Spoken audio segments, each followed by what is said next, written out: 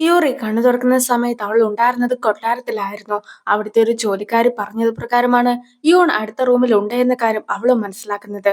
അങ്ങനെ അവളും യൂൺകാബിനെ കാണുവാനായിട്ടും എത്തുന്നു. യൂൺകാബ് ബോധമില്ലാതെയായിരുന്നു കിടന്നിട്ടുണ്ടായിരുന്നത്. കൂടാതെ ഇപ്പോൾ അത് യൂൺകാബ് അല്ലല്ലോ, മറിച്ച് ഗംഗ്ചോരി അല്ലേ. അതുകൊണ്ട് തന്നെ താൻ യൂൺകാബിനെ സ്നേഹിച്ചത് കൊണ്ടാണ് ഇതുപോലെ ഗംഗ്ചോരി അവനെ കൊന്നിട്ടുണ്ടായിരുന്നതെന്നൊക്കെ ഓർത്തുകൊണ്ട് അവളും ആകെ വിഷമിക്കുന്നു. രാജാവിന്റെ ജോലിക്കാരനായിട്ടുണ്ടായിരുന്ന സിയോ ആയിരുന്നു യൂൺഗാമിനെ കൂട്ടിക്കൊണ്ടു വരാനായിട്ട് പോയിട്ടുണ്ടായിരുന്നത്. അതേസമയം കുറെ ദിവസമായിട്ട് യൂൺഗാമിനെ കാണാതായത് കൊണ്ട് തന്നെ യൂൺഗാമിനെ അന്വേഷിച്ചു പോയിട്ടുണ്ടായിരുന്ന സിയോയും ഒരു മലയുടെ താഴ്വാരത്തിൽ നിന്നുമായിരുന്നു യൂൺഗാമിനെ കിട്ടിയിട്ടുണ്ടായിരുന്നതെന്നൊക്കെ ഇപ്പോൾ രാജാവിനെയും അറിയിക്കുന്നു. മാത്രല്ല, യൂൺഗാമിൻ എങ്ങനെയുണ്ടെന്ന് ചോദിക്കുമ്പോഴത്തേക്കുമാണ് വാളൊക്കെ ഉപയോഗിച്ച് നല്ല ശീലമുള്ള ഒരു വ്യക്തിയാണ് യൂൺഗാബിനെ ആക്രമിച്ചിട്ടുണ്ടായിരുന്നെന്നുള്ള സത്യം ഡോക്ടറും രാജാവിനെ അറിയിക്കുന്നത്. അത് കേട്ട് രാജാവും യൂറിയും ഒരുപോലെ ഞെട്ടുന്നു. യൂൺകാബിനെ കൊന്നത് ഗംഗ്ചോരി ആണെന്നൊക്കെ യൂറി പറഞ്ഞ സമയത്തും ഞാൻ ആയിരുന്നില്ല അവനെ കൊന്നിട്ടുണ്ടായിരുന്നതെന്നൊക്കെ ഗംഗ്ചോരി തുറന്നു പറഞ്ഞിട്ടുണ്ടായിരുന്നല്ലോ. സോ ഗംഗ്ചോരി പറഞ്ഞ കാര്യങ്ങളൊക്കെ സത്യമായിരിക്കുമോ എന്ന് പോലും അവളും സംശയിക്കുകയാണ്. ഇപ്പോൾ യൂൺകാബിന് ബോധം വന്നിട്ടില്ലെങ്കിൽ പോലും യൂൺകാബ് രക്ഷപ്പെട്ടേ പറ്റുള്ളൂ. എന്നാൽ മാത്രമേ അവനെ ആരാണ് ഉപദ്രവിച്ചതെന്ന് കണ്ടുപിടിക്കുവാനായിട്ട് സാധിക്കുകയുള്ളൂ എന്ന് രാജാവും അറിയിക്കുന്നു.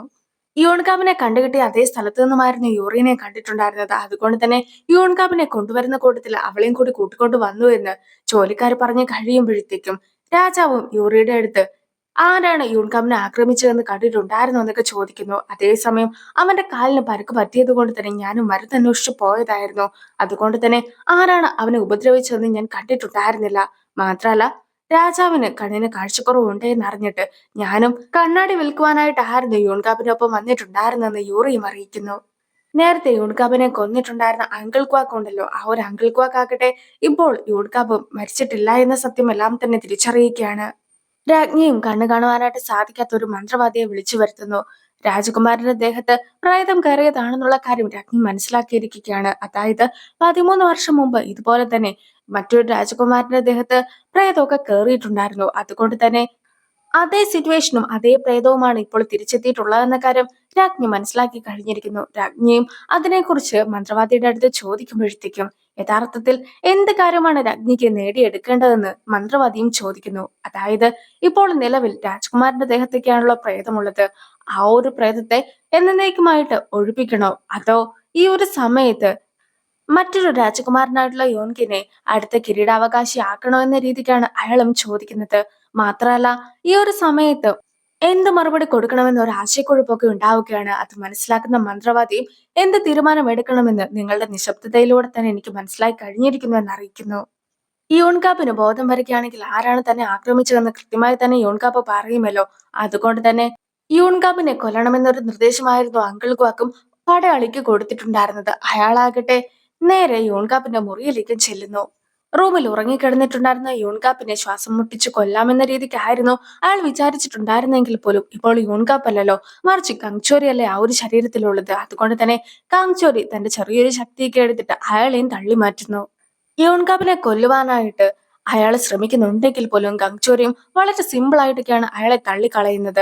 അങ്ങനെ അയാൾ മറിഞ്ഞു വീഴുന്ന ശബ്ദമൊക്കെ കേട്ടിട്ട് എന്താണ് കാര്യമെന്ന് അറിയുവാനായിട്ട് വെളിയിലുണ്ടായിരുന്ന ആൾക്കാർ എല്ലാവരും കൂടി ചേർന്നിട്ട് യോൺകാപ്പിന്റെ റൂമിലേക്കും എത്തുന്നു. അതേസമയം ആൾക്കാർ വരുന്നുണ്ടെന്ന് മനസ്സിലാക്കുന്ന അയാളും അവിടെ നിന്നും ഓടി രക്ഷപ്പെടുകയാണ്.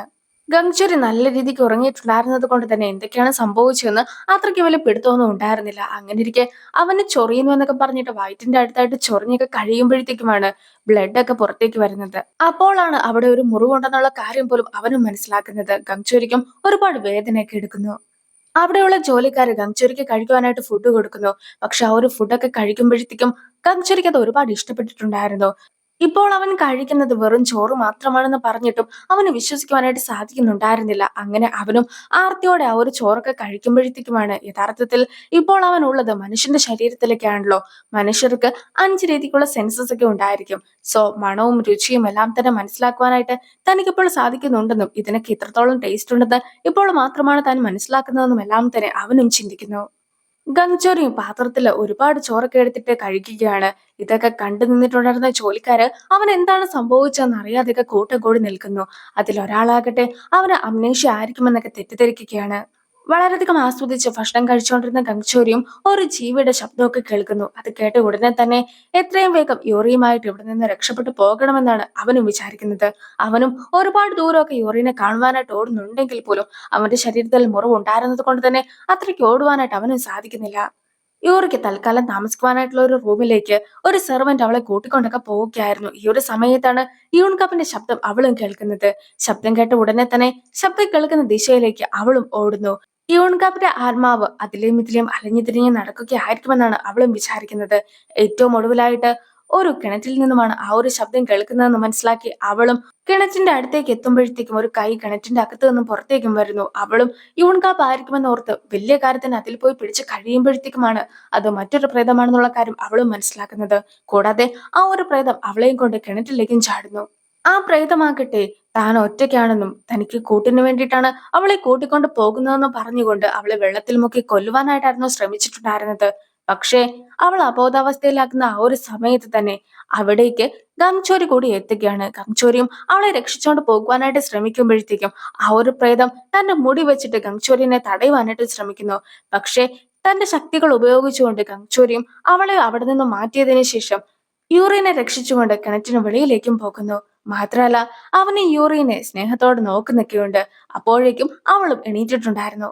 കിണറ്റിലെ പ്രേതം യൂൺകാപ്പിന്റെ ശബ്ദത്തിലായിരുന്നു എന്നോട് സംസാരിച്ചിട്ടുണ്ടായിരുന്നത്. അതുകൊണ്ടാണ് അത് യൂൺകാപ്പ് ആയിരിക്കുമെന്ന് ഞാൻ തെറ്റിദ്ധരിച്ചിട്ടുണ്ടായിരുന്നതും. എന്തായാലും ആ ഒരു പ്രേതത്തിന് യൂൺകാപ്പിനെ നന്നായി തന്നെ അറിയാം. അതുകൊണ്ടാണല്ലോ അവളും യൂൺകാപ്പിന്റെ ശബ്ദത്തിലൊക്കെ എന്നോട് സംസാരിച്ചത്. എന്തായാലും ആ പ്രേതത്തെ ഒന്നും കൂടി ഞാനൊന്ന് പോയി കാണട്ടെ, എന്നിട്ട് യൂൺകാപ്പ് എവിടെയാണെന്നൊക്കെ അന്വേഷിക്കട്ടെ എന്ന് പറഞ്ഞ് നിൽക്കുകയാണ് യൂറിയും. പക്ഷെ നീ ഇപ്പോൾ ചെയ്യുവാനായിട്ട് പോകുന്നത് വലിയൊരു അബദ്ധമാണ്.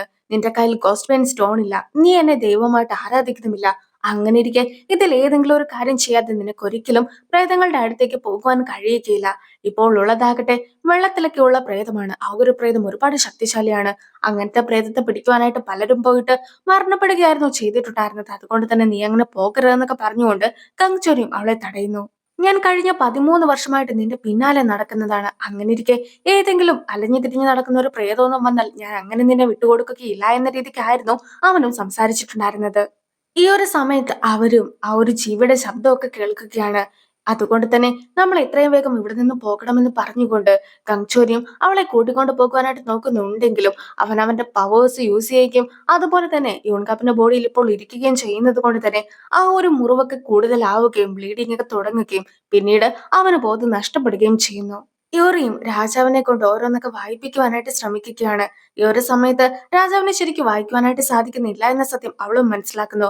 കൂടാതെ അവൾ ഉണ്ടാക്കിയ ഒരു കണ്ണാടിയൊക്കെ രാജാവിനും അവൾ നൽകുന്നു. ഈ ഒരു സമയത്ത് രാജാവ് നന്നായി തന്നെ വായിക്കുന്നൊക്കെ ഉണ്ടെങ്കിൽ പോലും രാജാവിന് നേരത്തെ തന്നെ ഒരു കണ്ണട ഉണ്ടായിരുന്നു എന്ന കാര്യം രാജാവൻ തുറന്നു പറയുകയാണ്. അതായത് യൂറി ശരിക്കും കണ്ണട വിൽക്കുന്ന ആളെ തന്നെ ആണോ എന്ന് അറിയുവാനായിട്ടായിരുന്നു രാജാവും ആദ്യം കണ്ണട കയ്യിലുള്ള കാര്യം മറച്ചു വെച്ചിട്ടുണ്ടായിരുന്നത്. പക്ഷേ ഇപ്പോൾ തനിക്ക് അവളുടെ ആവശ്യമില്ല എന്ന് പറഞ്ഞുകൊണ്ട് അവളെ പറഞ്ഞു വിടുവാനായിട്ട് രാജാവും ശ്രമിക്കുന്നു. പക്ഷേ ഇപ്പോൾ രാജാവിന്റെ കണ്ണട കണ്ട് അവൾ ആകെ ഞെട്ടിപ്പോകുന്നു. അതായത് 2 ഗോസ്റ്റ് ബെയിൻ സ്റ്റോൺസ് ആയിരുന്നു അവളുടെ മുത്തശ്ശിയുടെ കയ്യിൽ ഉണ്ടായിരുന്നത്. അതിലൊന്ന് ഫീമെയിൽ ഗോസ്റ്റ് ബെയിൻ സ്റ്റോൺ ആണ്. ആ ഒരു സ്റ്റോൺ മുത്തശ്ശി തന്നെയായിരുന്നു സൂക്ഷിച്ചു വെച്ചിട്ടുണ്ടായിരുന്നത്. അതേസമയം രണ്ടാമത്തെ സ്റ്റോൺ ആയിരുന്നു അവൾക്ക് സൂക്ഷിക്കുവാനായിട്ട് കൊടുത്തിട്ടുണ്ടായിരുന്നത്. പക്ഷേ മുത്തശ്ശിയുടെ കയ്യിലുണ്ടായിരുന്ന ആ ഒരു ഗോസ്റ്റ് ബെയിൻ സ്റ്റോൺ എങ്ങനെയാണ് രാജാവിന്റെ കയ്യിലെ കണ്ണടയായി മാറിയതെന്ന് അവളും സംശയിക്കുന്നു. അത് കൂടാതെ യൂൺകാപ്പിന്റെ ആത്മാവ് എവിടെയാണെന്നും മറ്റൊക്കെ അറിയണമെങ്കിൽ അവൾക്ക് കിണറ്റിലെ പ്രേതത്തിന്റെ അടുത്ത് സംസാരിക്കണമല്ലോ. പക്ഷെ രാജാവ് ഇപ്പോൾ അവളെ പറഞ്ഞയക്കുകയാണെങ്കിൽ അവൾക്ക് ഒരിക്കലും ആ ഒരു പ്രേതവുമായിട്ട് സംസാരിക്കുവാനായിട്ട് സാധിക്കുകയില്ല. അതുകൊണ്ട് തന്നെ അവളുടെ കയ്യിൽ പല നിറത്തിലുള്ള ക്ലാസ്സസ് ഒക്കെ ഉണ്ട് എന്നും സൺഗ്ലാസ് ആയിട്ടൊക്കെ അത് യൂസ് ചെയ്യുവാനായിട്ട് കഴിയുമെന്നും രാജാവിന് വേണ്ടി ഒരു ക്ലാസ് ഒക്കെ പണിത് കൊടുക്കുവാനായിട്ട് താൻ തയ്യാറാണെന്നും അറിയിക്കുന്നു. അവൾ അത്രത്തോളം കാര്യങ്ങളൊക്കെ പറഞ്ഞതുകൊണ്ടും യൂൺകാപ്പ് അവളെ അയച്ചതുകൊണ്ടും രാജാവും അവളോട് അവിടെ നിന്ന് ക്ലാസ് ഒക്കെ ഉണ്ടാക്കി കൊടുത്തിട്ട് പോയാൽ മതിയെന്ന് അറിയിക്കുകയാണ്. ഒരു സ്ഥലമൊക്കെ കാണിച്ചു കൊടുത്തതിന് ശേഷം അവിടെ ഇരുന്ന് കണ്ണടയൊക്കെ ഉണ്ടാക്കിക്കൊള്ളുവാനായിട്ട് ജോലിക്കാരനും അവളുടെ അടുത്തായിട്ട് പറയുന്നു. അവളും നാളെ മുതൽ ഉണ്ടാക്കുവാനായിട്ട് തുടങ്ങുന്നതാണെന്നും കുറച്ച് സാധനങ്ങളൊക്കെ മേടിക്കുവാനായിട്ടുണ്ട് എന്നും ജോലിക്കാരനെയും അറിയിക്കുന്നു. രാജാവിന് കാഴ്ചക്കുറവ് ഉള്ളത് കൊണ്ട് തന്നെ കണ്ണട ആവശ്യമായിട്ടുണ്ടെന്നും അത് ഉണ്ടാക്കി കൊടുക്കണമെന്നും പറഞ്ഞിട്ടായിരുന്നു യൂൺകാപ്പിനെ ഇങ്ങോട്ട് കൂട്ടിക്കൊണ്ട് വന്നിട്ടുണ്ടായിരുന്നത്. പക്ഷെ രാജാവിന്റെ കയ്യിൽ നേരത്തെ തന്നെ കണ്ണട ഉള്ളതാണ്. അങ്ങനെ ഇരിക്കെ ഒരു കണ്ണടയുടെ ആവശ്യമൊന്നും രാജാവിനില്ല. പിന്നെ എന്തുകൊണ്ടായിരിക്കാം യൂൺകാപ്പ് എന്നെ ഇങ്ങോട്ട് കൂട്ടിക്കൊണ്ട് വന്നിട്ടുണ്ടാവുക? പിന്നെ എന്റെ മുത്തശ്ശിയുടെ കയ്യിലുണ്ടായിരുന്ന ഫീമെയിൽ ഗോസ്റ്റ് ബെയിൻ സ്റ്റോൺ അതെങ്ങനെയാണ് രാജാവിന്റെ കണ്ണിലെ കണ്ണടയായി മാറിയിട്ടുണ്ടായിരുന്നതെന്നൊക്കെ ഇപ്പോൾ യൂറിയും സംശയിക്കുന്നു. രാജാവിന്റെ ഏറ്റവും വിശ്വസ്തനായിട്ടുണ്ടായിരുന്ന ആളാണ് യൂൺകാപ്പ്. അങ്ങനെയിരിക്കെ യൂൺകാപ്പിനെ ആരാണ് അറ്റാക്ക് ചെയ്തതെന്ന് കണ്ടുപിടിക്കുവാനായിട്ടാണ് രാജാവും ഇരിക്കുന്നത്. പിന്നെ യൂൺകാപ്പാണല്ലോ യൂറിനെ കൂട്ടിക്കൊണ്ട് വന്നിട്ടുണ്ടായിരുന്നത്. അതിന് പിന്നിൽ എന്തെങ്കിലും ഒരു കാരണം ഉണ്ടാകും. അതുകൊണ്ട് തന്നെയാണ് ഞാനും അവളെ ഇവിടെ താമസിക്കുവാനായിട്ട് സമ്മതിച്ചതെന്നാണ് രാജാവും പറയുന്നത്. ആ ഒരു സീനോട് കൂടി ഈ ഒരു വീഡിയോ അവസാനിക്കുന്നു. അടുത്തൊരു വീഡിയോ ആയിട്ട് ഇത്രയും വേഗം കാണാം. ബൈ.